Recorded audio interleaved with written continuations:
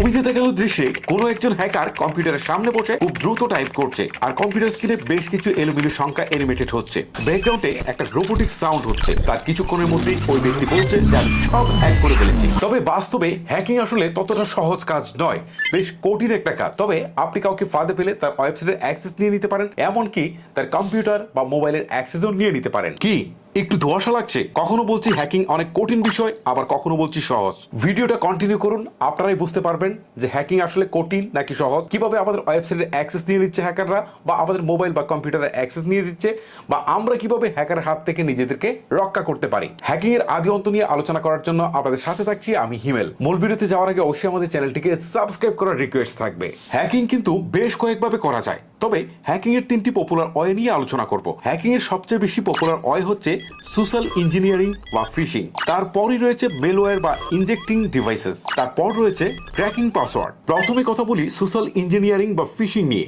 এই ধরনের হ্যাকিং এ হ্যাকার আপনাকে ফাঁদে ফেলে আপনার ওয়েবসাইট, কম্পিউটার অথবা মোবাইলের অ্যাক্সেস নিতে পারে। যেমন সোশ্যাল মিডিয়াতে হ্যাকার একটা ফাঁদ পাততে পারে, আর এখানে সে হয়তো কোনো একটা লোভনীয় কিছুর একটা অফার দিবে। ধরেন এখন রয়্যাল এনফিল্ড নিয়ে মানুষের মধ্যে খুব বেশি আগ্রহ, সেই ক্ষেত্রে হ্যাকার করবে কি, এমন একটা পোস্ট করবে, সে বলবে যে এখন যদি আপনি রয়্যাল এনফিল্ড বুক করেন তাহলে 50% ছাড়ে এটা আপনি কিনতে পারবেন, এটার জন্য 1 টাকাও অগ্রিম দিতে হবে না। এটা দেখে আপনি সাথে সাথে ক্লিক করবেন এবং আপনাকে বলবে যে এখানে একটা সাইন আপ করতে। সাইন আপ করার জন্য হয়তো দুইটা অপশন দিতে পারে, একটা দিতে পারে ফেসবুক, একটা দিতে পারে হচ্ছে আপনার জিমেইল। তখন আপনি সহজে করার জন্য হয়তো আপনার ফেসবুক আইডিটা ইউজ করতে চাচ্ছেন। ক্লিক দেওয়ার পর প্রথমে আপনাকে ফেসবুকের আইডি দিতে বলবে, তার নিচে পাসওয়ার্ড দিতে বলবে।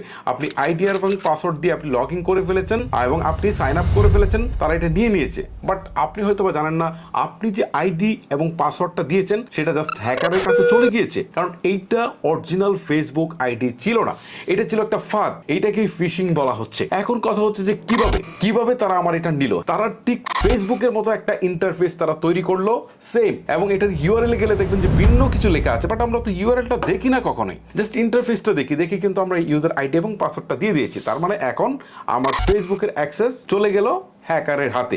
যদিও এই সিকিউরিটিটা স্ট্রং করার জন্য ফেসবুক 2 স্টেপ ভেরিফিকেশনটা চালু করতে সবাইকে বলছে। সো 2 স্টেপ ভেরিফিকেশন চালু করলে হয়তো বা আপনার আইডি নিয়েও হ্যাকার প্রবেশ করতে পারবে না, বাট যাদের নেই তাদের কিন্তু আইডি তাদের কন্ট্রোলে চলে যাবে। খুব সিম্পল।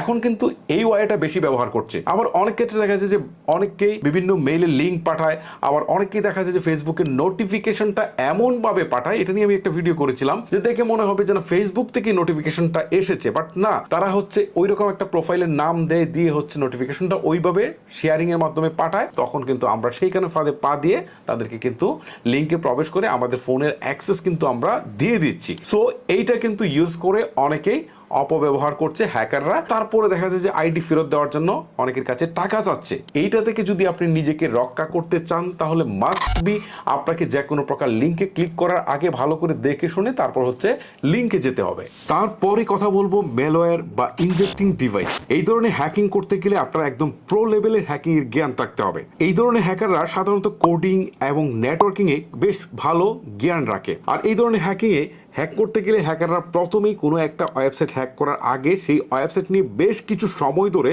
তারা রিসার্চ করে, এবং রিসার্চে তারা এই ওয়েবসাইটের দুর্বল পয়েন্টগুলোকে খুঁজে বের করে, অর্থাৎ এর দুর্বলতাকে খুঁজে বের করার চেষ্টা করে। তারপর তারা ধীরে ধীরে সেটাকে কাজে লাগিয়ে তারা এই ওয়েবসাইটের ভিতরে ঢুকতে শুরু করে। আর এইগুলো কয়েক মিনিট বা কয়েক ঘন্টা বা কয়েক দিনে করা সম্ভব হয় না, এই জন্যে বেশ কিছু সময় ব্যবহার করতে হয় হ্যাকারদেরকে। আর দীর্ঘ সময় গবেষণার পর তারা ওয়েবসাইটের উইক পয়েন্টগুলো নিয়েই ধীরে ধীরে তাদের ওয়েবসাইটের নিয়ন্ত্রণ তাদের হাতে নিয়ে নেয়। যেহেতু এই হ্যাকিংগুলো সুনির্দিষ্ট কোনো টুলস প্রয়োগ করে করা যায় না, বা এখানে কোনো ফাঁদ পেতেও করা যায় না, সো এইটা করতে গেলে তাদেরকে অনেক বেশি নিজস্ব বুদ্ধিমাত্রার ব্যবহার করতে হয়, সেই সাথে প্রযুক্তির ব্যবহারও করতে হয় অনেক বেশি। বিশেষ করে নেটওয়ার্কিং এর উপর অনেক বেশি জ্ঞান থাকতে হয়, কোডিং এর উপর অনেক বেশি জ্ঞান থাকতে হয়। সবগুলো সমন্বয় করেই কিন্তু একজন হ্যাকার এই কাজটুকু করতে পারে। আর এই ধরনের হ্যাকিং আপনি চাইলেই একদিন বা 2 দিনে কোনো একটা ভিডিও দেখে বা টিউটোরিয়াল দেখে আপনি করে ফেলতে পারবেন না। এইটার জন্য আপনাকে নেটওয়ার্কিং বা কোডিং এর উপর একটা বিশাল দখল থাকতে হবে, এবং নিজস্ব বুদ্ধিমত্তা দিয়ে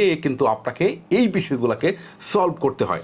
সো আমরা সিনেমা যতই দেখি না কেন যে ভিলেন প্রোগ্রামারের মাথায় পিস্তল ধরে বলছে যে 5 মিনিটের ভিতরে ওয়েবসাইটটা হ্যাক করে দে, বাট সেটা কিন্তু রিয়েলি অসম্ভব ব্যাপার। সো এটার জন্য বিশাল নলেজ থাকতে হয়। এই ধরনের হ্যাকারের হাত থেকে ইম্পর্টেন্ট যে ওয়েবসাইট গুলো রয়েছে সেগুলোকে রক্ষা করার জন্য কিন্তু বিভিন্ন প্রতিষ্ঠান আরো এক ধরনের হ্যাকারকে নিয়োগ দিয়ে থাকে, যারা ইথিক্যাল হ্যাকিং এর মাধ্যমে সেই সব প্রবলেম গুলো সলভ করে থাকে। অর্থাৎ তারা বারবারই দেখে যে এই ওয়েবসাইটে কোনো উইক পয়েন্ট রয়েছে কিনা, কোনো দুর্বলতা রয়েছে কিনা, সেগুলোকে তারা সলভ করে এবং তাদের সিকিউরিটি ব্যবস্থাটা ক্রমশই স্ট্রং করে। তারা হচ্ছে মূলত ইথিক্যাল হ্যাকার। সো আপনি যদি এই ইথিক্যাল হ্যাকার হন তাহলে কিন্তু আপনি অনেক ভালো স্যালারিতে কাজ করার সুযোগ পাবেন। ইথিক্যাল হ্যাকিং কিন্তু বিভিন্ন প্রতিষ্ঠান শিখিয়ে থাকে। সো আপনারা কিন্তু বিভিন্ন প্রতিষ্ঠান থেকে ইথিক্যাল হ্যাকিং শিখতেও পারেন। তারপরের অপশনটা হচ্ছে ক্র্যাকিং পাসওয়ার্ড। এই হ্যাকিং গুলো সাধারণত ভিন্ন ধরনের অ্যাপস বা সফটওয়্যার ব্যবহার করে করা হয়। এইসব অ্যাপস বা সফটওয়্যারে lakh lakh crore crore password set up করা থাকে। এই সফটওয়্যার গুলো অ্যাপ্লাই করার পর লক্ষ কোটি পাসওয়ার্ডের মধ্য থেকে কোনো একটি পাসওয়ার্ড ম্যাচ হয়, তাহলে খুব সহজেই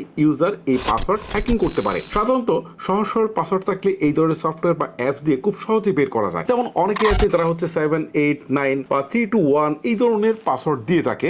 আবার অনেকেই তার নিজের নামের শেষে 1, 2, 3 যোগ করে দেয়, আবার অনেকেই ফোন নাম্বার অ্যাড করে দিয়ে থাকে। সো এইগুলা হচ্ছে খুবই সহজ সরল পাসওয়ার্ড, আর এইগুলা বেসিক্যালি অ্যাপস বা সফটওয়্যার কিন্তু ম্যাচ করে বের করে ফেলতে পারে। যদিও বর্তমানে এটা অনেকটাই অসম্ভব একটা ব্যাপার হয়ে দাঁড়িয়েছে, কারণ এখন প্রত্যেকটা জায়গায় সিকিউরিটি ব্যবস্থা কিন্তু অনেক স্ট্রং হচ্ছে। এখন যখন আমরা কোনো ওয়েবসাইটে যখন আমরা পাসওয়ার্ড দিতে যাই তখন বারবারই আমাদেরকে নির্দেশনা দেয় যে স্ট্রং পাসওয়ার্ড দেওয়ার জন্য। এইরকম ইজি পাসওয়ার্ড না দেওয়ার জন্য তারা হচ্ছে ইনস্ট্রাকশন দেয়, এবং অনেক ক্ষেত্রে দেখা যায় যে ইজি পাসওয়ার্ড নিচ্ছেই না। সো স্ট্রং পাসওয়ার্ড দিলে কিন্তু এই ধরনের অ্যাপস বা সফটওয়্যার কিন্তু খুব সহজে বের করতে পারে না। এই জন্য আপনারা চেষ্টা করবেন স্ট্রং পাসওয়ার্ড দেওয়ার জন্য। স্ট্রং পাসওয়ার্ড হচ্ছে কিছু স্মল লেটার, কিছু ক্যাপিটাল লেটার, কিছু বিভিন্ন সংখ্যা, বিভিন্ন সাংস্কৃতিক চিহ্ন, অনেক কিছু দিয়ে আপনি একটা পাসওয়ার্ড দিবেন, এবং সেই পাসওয়ার্ডটা যেন 8 ডিজিটের কম না হয়, 8 ডিজিটের বেশি হয়, তাহলে একটা পাসওয়ার্ড স্ট্রং হয়। আর এই পাসওয়ার্ড স্ট্রং হলে কিন্তু এই ধরনের সফটওয়্যার বা অ্যাপস খুব সহজে কিন্তু বের করতে পারে না।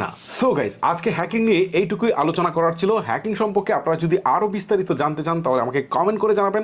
আমি পরের ভিডিওতে আরো ইন ডিটেলসে কথা বলবো হ্যাকিং নিয়ে। আজকের মতো আমি হিমেল বিদায় নিচ্ছি। দেখা হচ্ছে আপনাদের সাথে আরো নতুন কোনো ভিডিওতে। আল্লাহ হাফেজ।